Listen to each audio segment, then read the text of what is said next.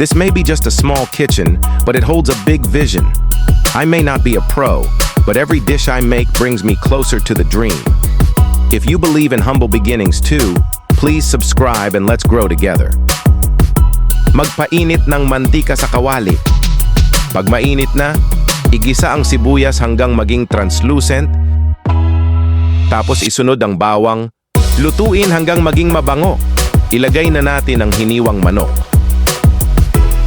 Lagyan ng patis kung gusto mo ng dagdag lasa o asin lang kung yun ang meron.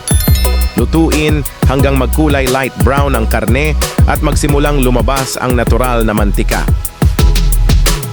Ngayon, ibuhos natin ang tubig o chicken stock basta sapat para matakpan ang mga karne. Lagyan natin ng oyster sauce at pamintang durog. Takpan at pakuluan ng mga 20 minuto.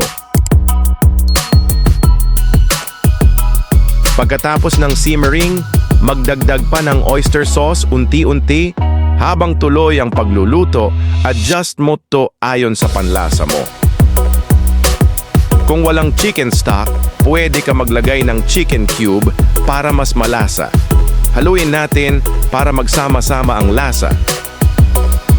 Isunod na ang hindi binabad na sotanghon. Hayaan mong sipsipin ng noodles ang sabaw ng manok na pinakuluan para mas malasa at mas masarap. Haluin ng maigi para masipsip ng noodles ang sabaw. Magdagdag tayo ng tubig paunti-unti habang niluluto para hindi matuyuan. The best part of every dish? Knowing someone out there is watching, feeling, tasting it too. If that's you, thank you. Stick around and subscribe.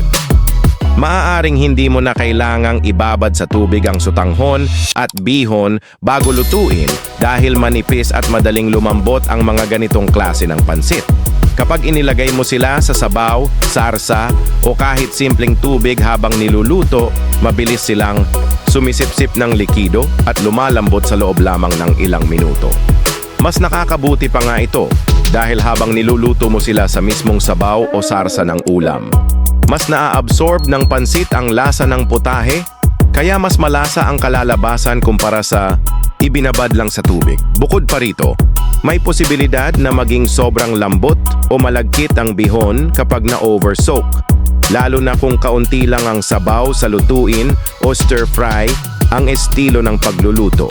At higit sa lahat, nakakatipid ito ng oras at mas praktikal, lalo na kung nagmamadali kang maghanda ng pagkain.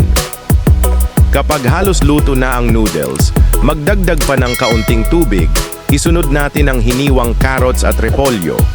Takpan ulit at lutuin ng 2 hanggang 3 minuto hanggang lumambot ang gulay. Lagyan ng toyo kung gusto mong dagdagan ng kulay at depth ng lasa ang pancit.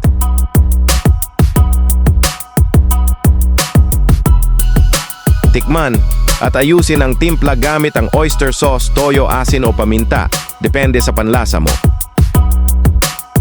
Kapag okay na, ilipat na sa serving plate. Pwede mong dagdagan ng tinadtad na green onions at piniritong bawang kung gusto mo ng konting garnish. At syempre, huwag kalimutang ihain kasama ang kalamansi o lemon sa gilid para may konting asim na pampagana. I started with just a vision and a love for cooking. If you've watched this far, thank you so much. You're now part of the reason I keep going. Let's turn this little dream into something real. Please subscribe.